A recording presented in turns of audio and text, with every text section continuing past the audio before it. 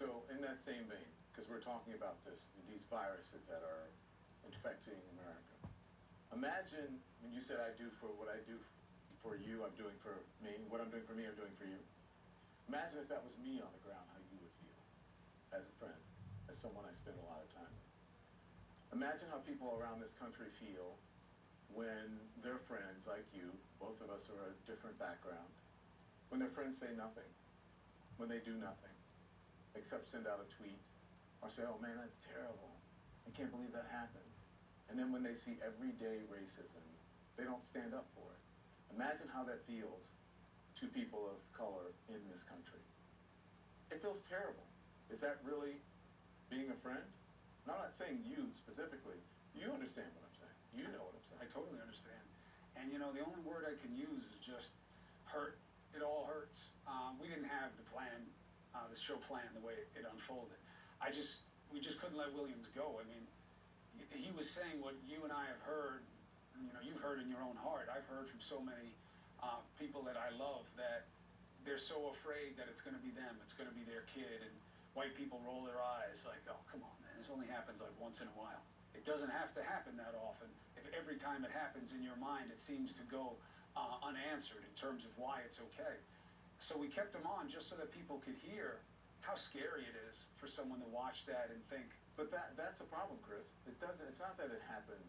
It happens a lot. We just don't see it.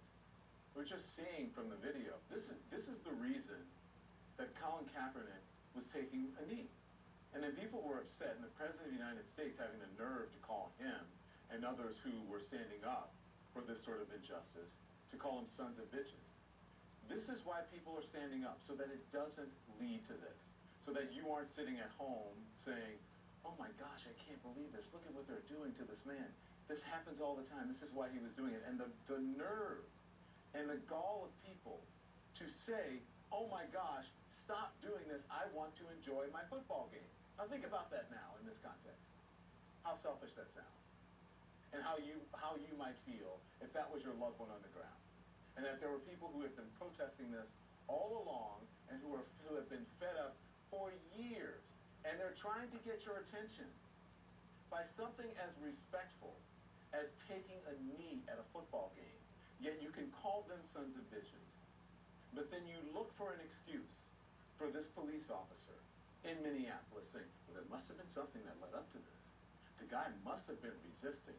Clearly, this just can't be the act of a police officer or someone who is supposed to be protecting the community. Yes, it is. People who continue to look for excuses. Well, what is the rest of the video? Where's the rest of it? Wasn't he resisting? He must have been doing something terrible. He shouldn't have been in this position. Maybe he should have been compliant. How many should have been compliant? How many more excuses do you need to make before you examine yourself and say, okay, maybe I need to wake up a little bit and take a good long look at what I've been doing. Maybe I need to understand or realize that the environment that this president has trafficked in can help to lead to these sorts of situations where people think that that sort of behavior, meaning the people who are doing these things, the people who are calling the cops on people falsely in Central Park, the people who are chasing people down the street in Georgia and killing them, that you may begin to think that your actions are normal. That you may begin to think that you, as a preeminent voice, can do things that are inhumane to other people, and it will be accepted. The game was given away. The woman in Central Park said, I'm calling the cops, I'm going to say that this scary black man did something to me, knowing that the cops would come there and probably be on her side and not his. The police officer, according to your witness, he looked him in the eye. He told the police officer, hey, stop it, you're going to kill the man. The cop said nothing, maybe you shouldn't be on drugs. That gave the game away. That is the game. We can do it, and we can get away with it, and no one is going to tell us no one is going to tell us otherwise. We're not going to go to jail for it. Maybe I'll lose my job. I'm going to keep my pension, though, because guess what? The police association is going to fight for me.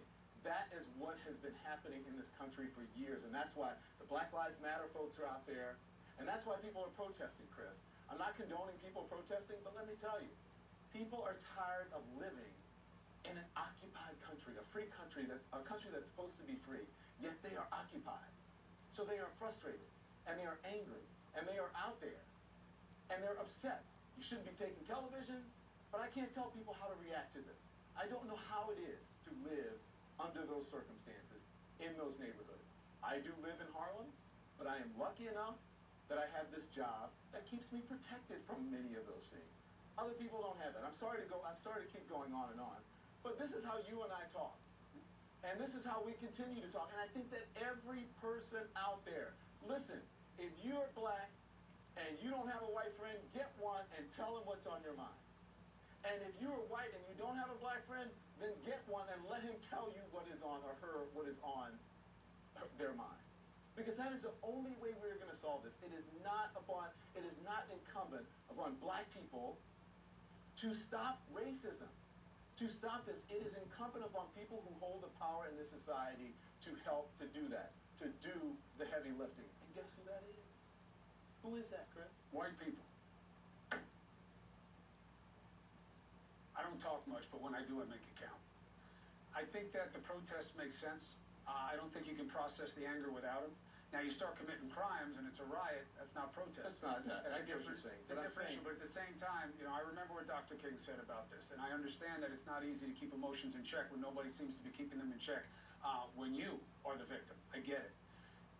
What hurts most, I think, in this particular fact pattern, other than the duration, is why the hell were the other cops standing there doing nothing? Nobody is trained to put a knee on a throat. Because it's not about training. It's not about police training. It's about the way we have been trained in society to react to those things. It is okay.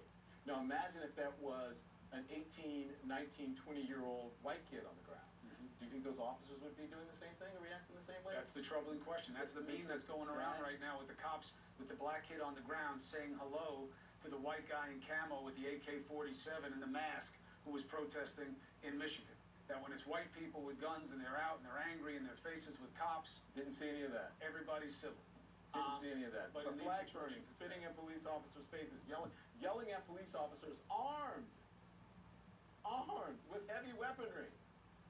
Didn't see any of that. Did you see anybody with their foot on No, anybody's I neck? mean, you know, you've heard it. People make it a joke, but it's funny because it's tragic and sad.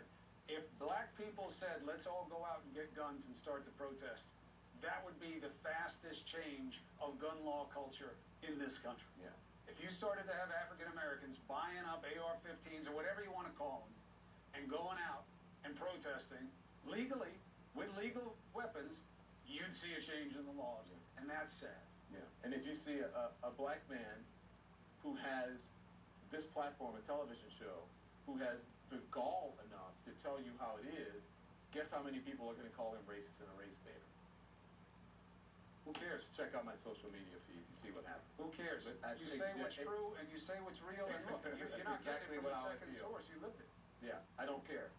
Go for it. I really don't care. You can save it, or you can put it out there. I do not care.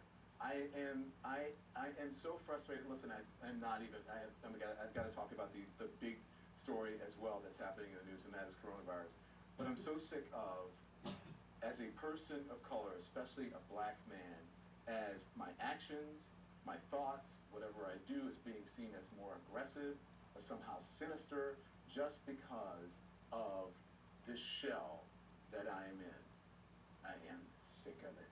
I'm sick of having to monitor myself because of this body that I'm in. It is exhausting. It is mentally and physically exhausting, and that is how people of color feel in this country. And you know what? I love you for listening to me here on television, and I love you for doing it in person. So thank you. I love you. You're a gift to me as a friend, and you're telling Yes. people what they need to hear. And you're telling them because you do care as much as anybody I know. Thank you, Chris Cuomo. I'll see you soon. I love you, brother. Love you as well. This is